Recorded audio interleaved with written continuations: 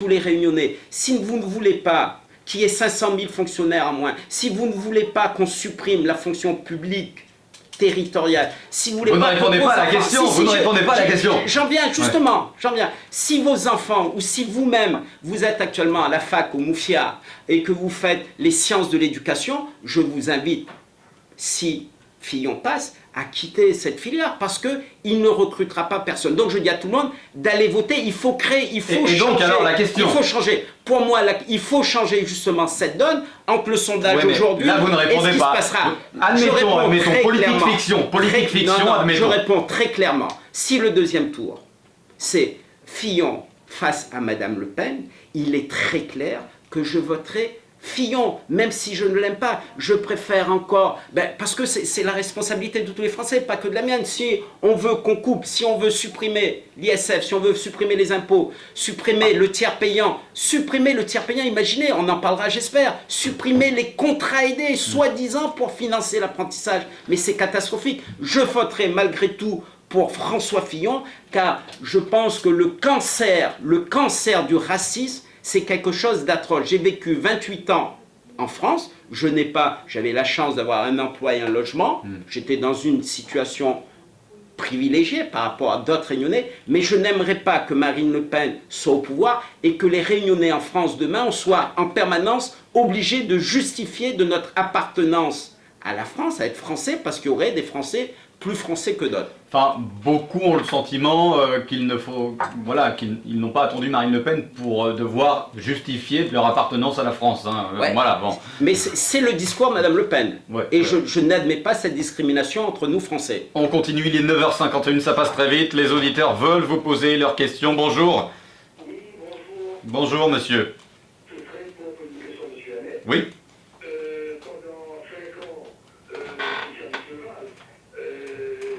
Pendant 5 ans, il a supprimé la réutilisation des heures supplémentaires.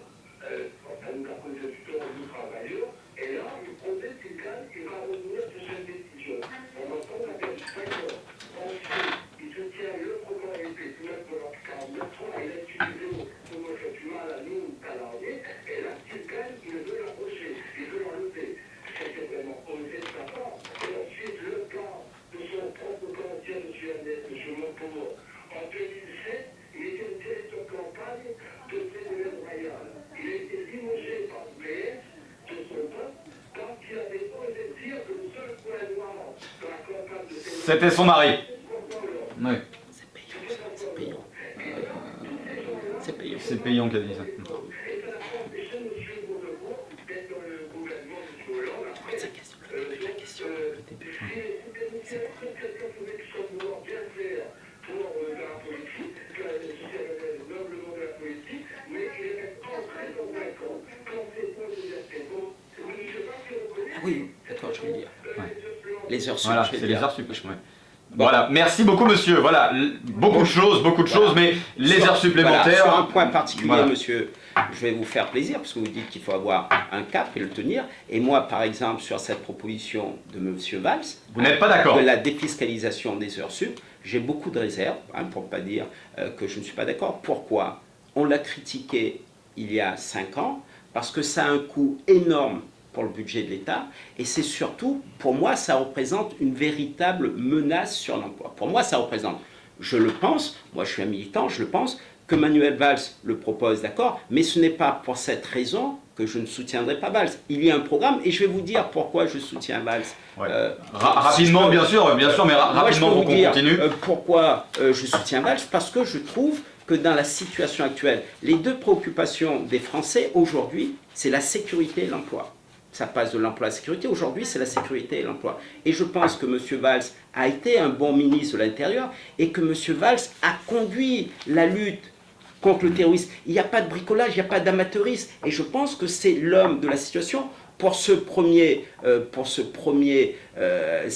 priorité des Français. Les autres me paraissent pas en mesure, en capacité de le faire, parce qu'il n'y a pas de temps à perdre. Et j'espère bien que M. Valls remportera la primaire et que demain il sera président de la République, quoi que disent les sondages. Voilà, alors il nous reste 5 minutes, ça passe très vite, on va quand même parler de cette lettre que vous avez adressée à François Hollande il y a quelques mois, notamment sur l'égalité réelle, puisqu'on en parle beaucoup de l'égalité réelle. Erika Barège a été à ce secrétariat de l'égalité réelle, elle n'y est restée que quelques mois. Selon vous, ça sert à quelque chose ou pas, ça a servi ou pas ce secrétariat d'État? En toute honnêteté. En toute honnêteté. Qu'est-ce qu'il en ressort, quoi? Pourquoi nous, militants socialistes? Parce que depuis 2007, cette notion d'égalité réelle, elle n'est pas arrivée comme ça dans les bureaux, dans les dossiers de bâtiments. On a l'impression pourtant, on a l'impression. Non, pourquoi?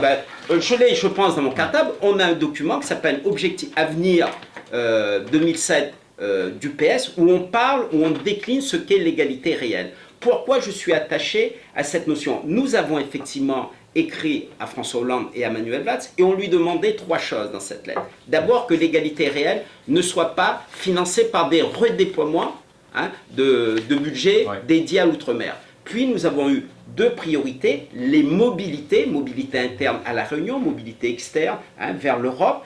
Et la première des priorités, pour nous, l'égalité réelle, c'est pas une série de mesures. Voilà, c'est un objectif. C'est pas des lois, c'est ce que vous dites. C'est un objectif à atteindre. Et pour atteindre cet objectif de développement demain, la priorité des priorités, pour nous, c'est l'éducation.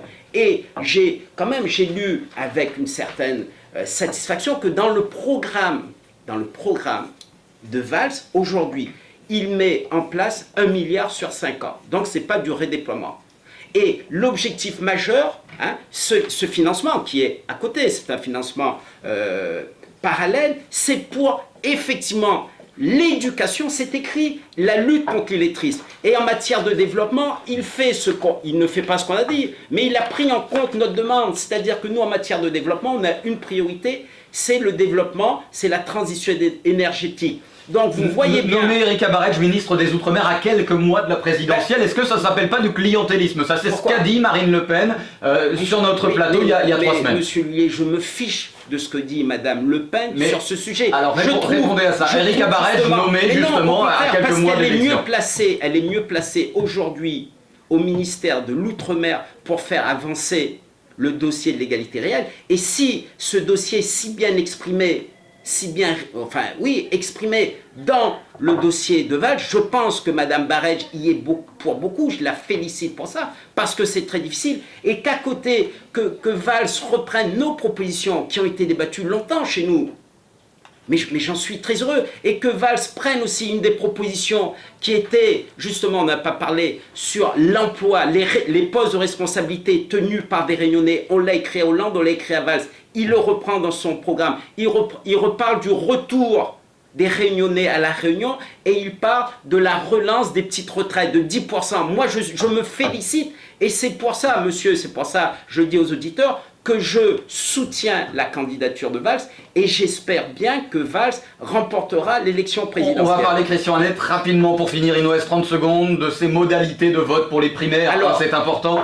1 € de participation. 1 € de participation, pourquoi? Parce qu'il faut financer l'organisation. Et je dis surtout que tous les Réunionnais inscrits sur les listes électorales peuvent voter. Je vous invite à venir voter. Je vous invite à inviter vos proches à voter les 22 et 29 janvier. Tout le monde a le droit de voter. Merci Christian Annette, on rappelle que vous êtes le soutien de Manuel Valls en vue de ces présidentielles et surtout de ces primaires de la gauche. On rappelle que nos émissions politiques vont se poursuivre la semaine prochaine avec Jean-Jacques Vlody qui viendra ici à votre place, Christian Annette. Jean-Jacques Vlody, soutien de Vincent Payon, toujours concernant ces primaires de la gauche. Merci Christian Annette. Merci à vous messieurs, il est 10h, on va Merci. retrouver Europe 1 et j'aimerais vous remercier vous les auditeurs puisque nous avons atteint les 5 nickel, vous avez bien vécu ça, c'est bien? Ah, très bien. Super, vous êtes un bon gouvernement, vous avez fait agréable. Une heure de plus.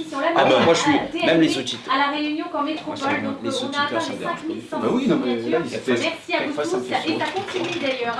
La suite avec Zoé dans le son du soleil, vous continuez d'appeler le 02 62 99 12 00 pour l'alimentaire. Vous continuez de voter sur freedom.fr pour cette pétition, pour la pétition pour que la TNT à la Réunion soit la même qu'en métropole. Et puis vous pouvez réagir après cette émission politique. Belle journée à tous, il est 10h. Céline Calman. Bonjour Céline. Bonjour Thomas, bonjour à tous. Une vague de froid va donc durer jusqu'à notre pays. Le risque de verglas. Ah, vous avez un petit, oui. toujours que je pousse mon petit coup de téléphone. sont en action depuis 4 Ils sont où les caméramans? Au revoir. Avec leur caméra. Merci. les plus dangereux. Oui, effectivement, un travail absolument indispensable et Bruno, on peut couper ça? J'ai filmé ma chérie, tu vas passer sur le site en direct. C'est du direct. Dis coucou à la caméra. Oh my god. C'est pas ma copine la caméra. Je pense pas. Je pense pas que c'est du direct. Hein, c'est pas